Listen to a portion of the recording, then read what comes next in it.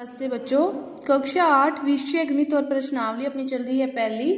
उसमें अपने 1.1 के क्वेश्चन हल कर चुके हैं। 1.2 में आपको संख्या रेखा के बारे में बताया गया है कि संख्या रेखा पर आपको संख्या निरूपित करनी है। अब देखो, सबसे पहले समझते हैं कि संख्या रेखा क्या है। कोई भी आप रेखा खींचो, इसमें देखो बीच में आप 0 लेते हो तो इस साइड एक साइड क्या होते हैं, धनात्मक अंक चलते हैं, धनात्मक, और दूसरी साइड क्या चलते हैं, ऋणात्मक। दूसरी साइड ऋणात्मक अंक चलते हैं। धनात्मक में 1 2 3 4 5 आगे 6।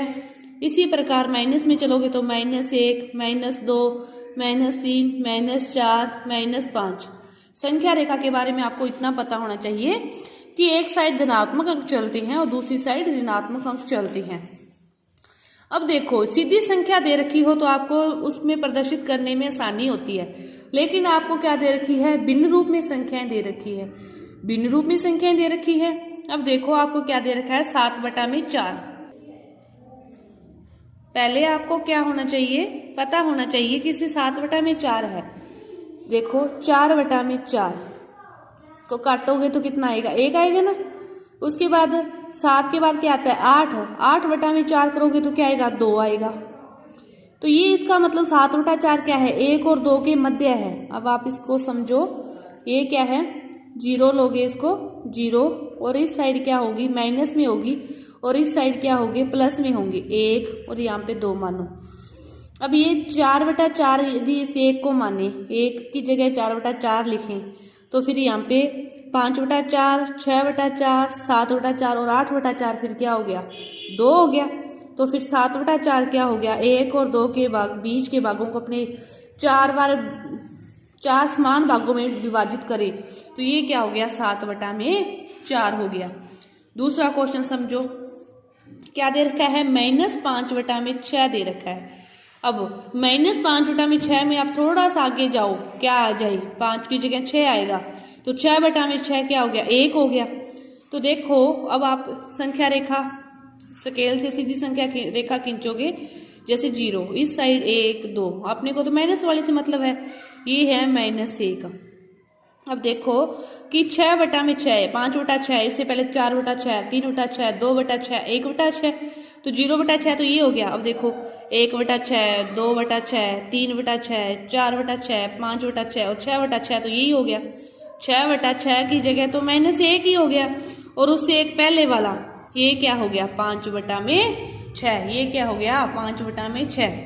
इसी तरह दूसरे क्वेश्चन में है, क्या है कि संख्या रेखा पर इनको निरूपित करो। -2/11 है, -5/11 है और -9/11 है। आप अब इन सभी के बारे में समझ गए हो। नीचे वाला जो भाग है ना, कि उसको उतने भागों में विभाजित करोगे, 1 से जो संख्या है, अब देखो 11 भागों में विभाजित करोगे, माइनस में है, ठीक है, मैं एक पर आपको बता रही हूँ, आप इनको अलग अलग करोगे।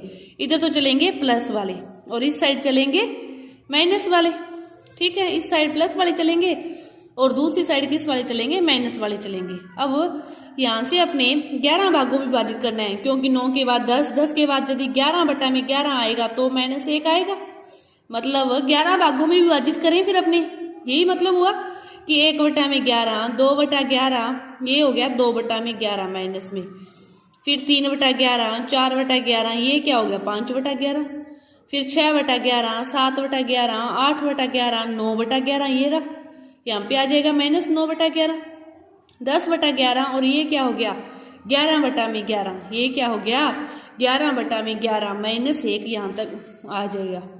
आपसे जितने पूछे हैं अलग अलग संख्या रेखा बनाओगे, दूसरे के लिए अलग, तीसरे के लिए अलग, और सभी में फिर ये लिखोगे, सेम स्पेस करोगे, 1 से 1 0 से -1 तक के बीच के कितने भागों में बांटना है आपको, 11 भागों में बांटना है।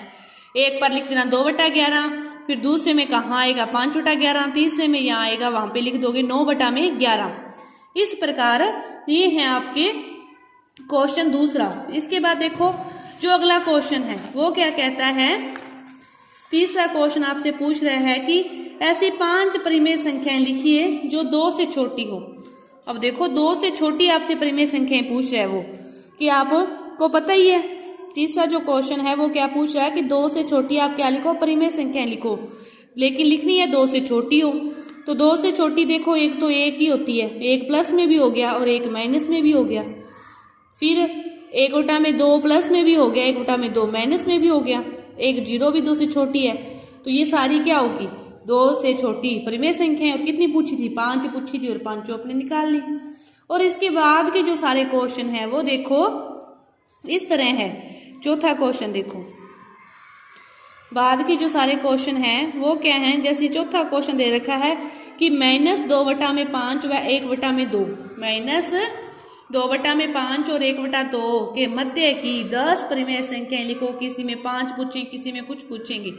तो इस तरह के जब क्वेश्चन आते हैं तो आपको क्या करना होता है, पहले तो क्या करो,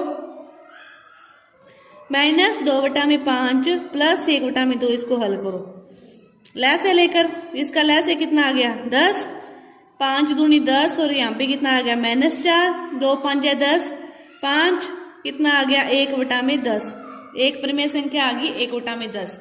अब पुनः क्या करना है, -2 बटा 5 को क्या करना है 1 बटा 10 के साथ हल करोगे और 1 बटा में 2 को 1 बटा में 10 के साथ हल करोगे। मतलब इसको इसके साथ भी और इसको इसके साथ भी, तो 2 परिमेय संख्या यहाँ से आ जाएगी। फिर उन दोनों को वापिस इसके साथ या उनके साथ करोगे तो वहां से भी आ जाएगी। मतलब आगे से आगे इसी प्रकार आप लैस से लेकर हल करते जाओगे तो आपके पास आते जाएंगे। देखो इसको हल करो, 10 5 2 10 और -4 प्लस 1 तो क्या आ गया -3 बटा में 10। इसी तरह इनको हल करोगे तो क्या आ गया 10, 5 प्लस 1 6 बटा में 10। फिर वापिस 3 बटा में 10 को 1 बटा 10 के साथ हल कर लो कि -3 बटा में 10 प्लस 1 बटा में 10 क्या आ गया -3 प्लस 1 बटा में 10 यानी कि -2 बटा में 10। इसी तरह आप मतलब जितनी भी आपसे परिमेय संख्या पूछी है दोनों का लैस से लेकर हल करते जाना है। फिर आगे उनके साथ लैस है, फिर आगे उनके साथ लैस है। ये जो सारी जो आपकी प्रश्नावली के आगे सारे क्वेश्चन है ना वो इसी पर है, इसी नियमों पर है कि आपसे 2 संख्याएं देकर उनके बीच की परिमेय संख्याएं पूछी है तो आप उन दोनों का लैस लेकर हल करोगे एक परिमेय संख्या, फिर उसको दोनों के साथ अलग अलग हल करोगे तो 2 परिमेय संख्या और आ गई। फिर उन दोनों के साथ कर लो, इसके साथ कर लो, आगे कितनी भी आ जाएगी। आपसे 10 पूछी, 5 पूछी, कितनी भी पूछी तो आप क्या करोगे, इस नियम से इनको हल करोगे। दोनों का लैस लेते जाओगे और आगे से आगे उनको हल करते जाओगे तो उनके बीच की सारी परिमेय संख्याएं कितनी भी आपसे पूछे वो आती जाएगी। तो इस प्रकार ये आपकी जो प्रश्नावली है 1.2 पूरी हुई। धन्यवाद।